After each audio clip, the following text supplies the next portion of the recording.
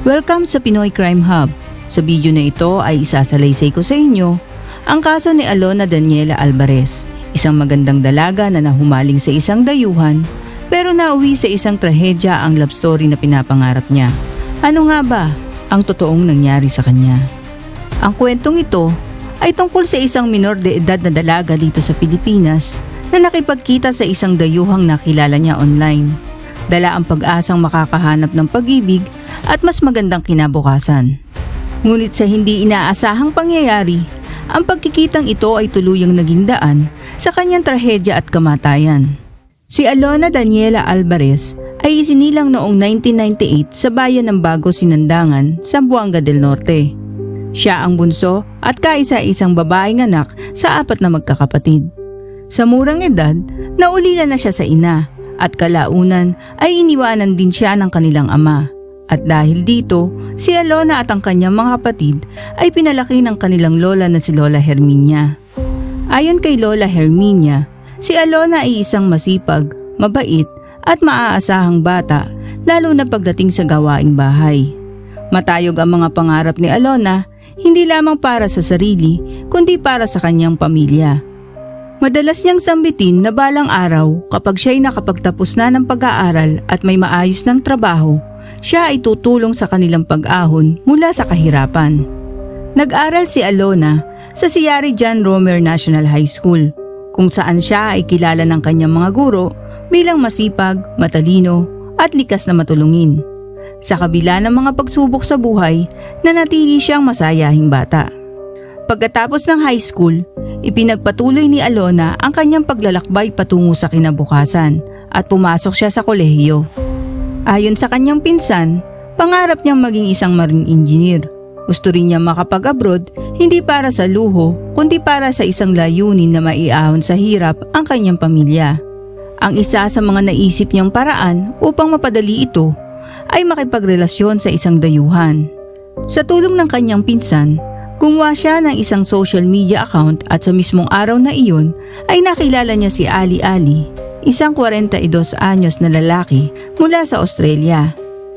Mula noon, naging madalas ang kanilang komunikasyon. Sa bawat tawanan at kwentuhan ay unti-unting nahulog ang loob ni Alona kay Ali at gayon din siya rito. Di nagtagal, nauwi ito sa isang long distance relationship. Bukod sa kanyang pinsan, nalaman din ng isa sa mga guro ni Alona ang tungkol sa kanyang bagong karelasyon. Noong buwan ng Enero, personal na sinabi ni Alona sa kanyang guro ang tungkol kay Ali. Sa parehong panahon, nagpadala si Ali ng pera kay Alona na halagang 2,000 piso. Ngunit imbes na gastusin ito para sa kanyang sarili, pinili ni Alona na bumili ng ice cream at ipinamahagi ito sa kanyang mga kamag-aral at guro. Isang simpleng gesture na nagpapakita ng kanyang likas na pagiging mapagbigay. Buong suporta ang ibinigay ng pinsan ni Alona sa planong pagkikita nila ni Ali. Sa katunayan, nagkasundo pa silang sabay na pupunta sa paliparan ng Dipolog City upang salubungin ang dayuhan. Naka-schedule ang pagdating ni Ali sa Pilipinas noong January 26, 2015, kaya 2 araw bago ito, nagsimulang maghanda si Alona. Niyaya niya ang kanyang pinsan na sumama sa kanya upang mamili ng damit at mag-ayos ng sarili. Gusto niya maging presentable at kaakit-akit sa unang pagkikita nila ni Ali. At habang magkasama silang namimili, biglang nagbago ang isip ni Alona. Sa hindi inaasahang pagkakataon, sinabi niya sa kanyang pinsan na nais na lamang niya makipagkita kay Ali na mag-isa. Aniya, mas mabuti raw na sila lamang ni Ali ang magkita.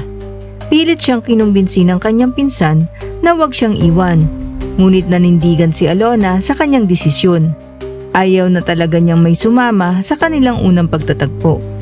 At noong January 28, 2015, si Alona ay bumiyahe na mag-isa. Inihatid siya ng kanyang pinsan sa terminal ng van na patungong paliparan sa Dipolog City. Walang kamalay-malay ang kanyang pinsan na iyon na pala ang huling pagkakataong makikita niya si Alona. Habang nasa biyahe, nakatawag pa si Alona sa kanyang guro. Ibinahagi niya na pupuntahan niya sa paliparan ang kanyang dayuhang kasintahan upang salubungin ito. Ngunit dahil sa mahina ang signal sa daan, hindi sila nagkaroon ng maayos na pag-uusap.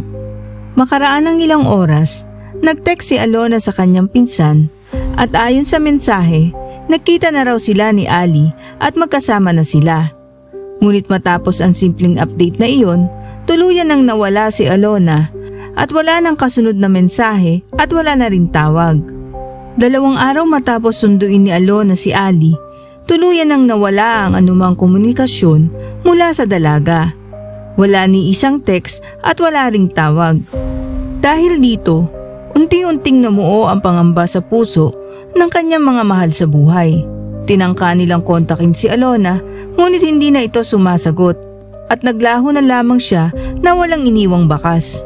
Samantala, sa kabilang bahagi ng lungsod, may isa pang pangyayaring bumabagabag sa isipan ng landlord ng Antonio's Pension House na kilalang bahay patuluyan sa lugar.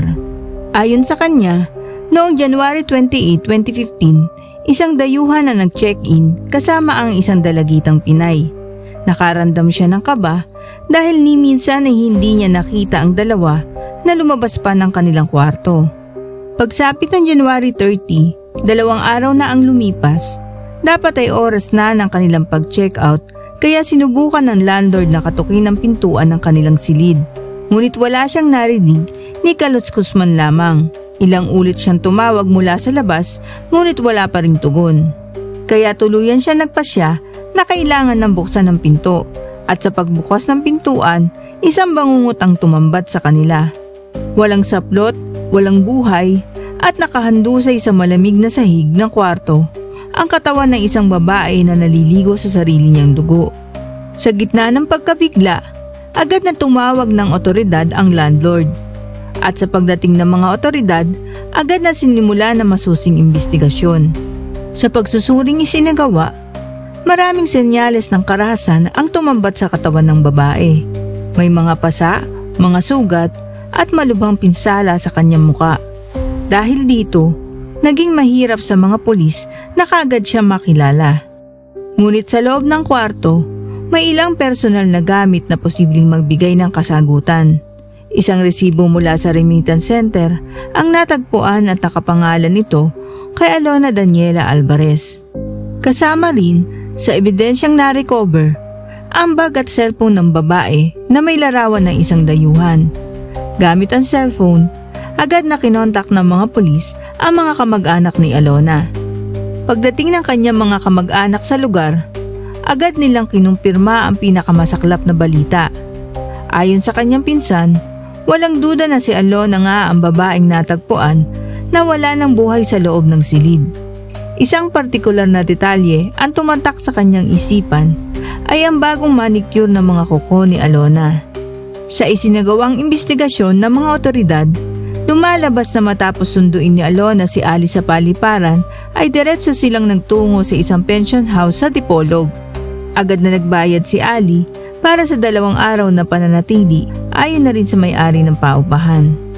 Hinala ng mga investigador, nagkaroon ng matinding pagtatalo ang dalawa sa loob ng kwarto. Isang pagtatalong nauwi sa marahas na pananakit.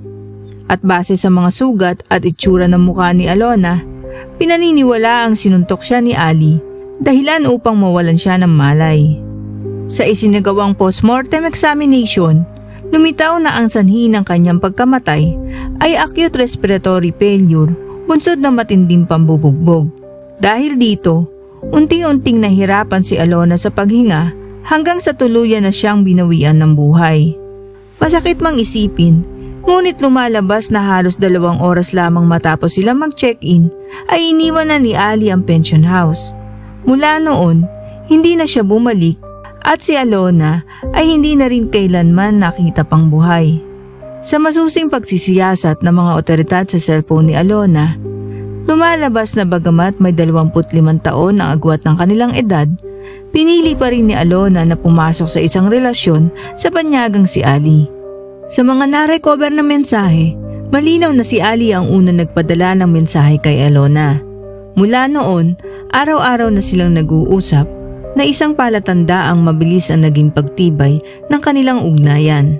Sa patuloy na imbestigasyon, nadiskubre din ng mga pulis ang mga bank transaction receipts. Ayon sa ulat, nakapagpadala si Ali na mahigit 50,000 Australian dollars, katumbas ng humigit kumulang 1.8 milyong piso sa loob lamang ng ilang buwang relasyon nila ni Alona. At dahil sa karumal-dumal na krimeng naganap, agad na bumuo ng search team ang Dipolog City Police upang hanapin ng banyagang si Ali na pinangangambahang tumakas pabalik sa Australia. Nakipag-ugnayan din sila sa iba't ibang police stations upang palawakin ang kanilang paghahanap.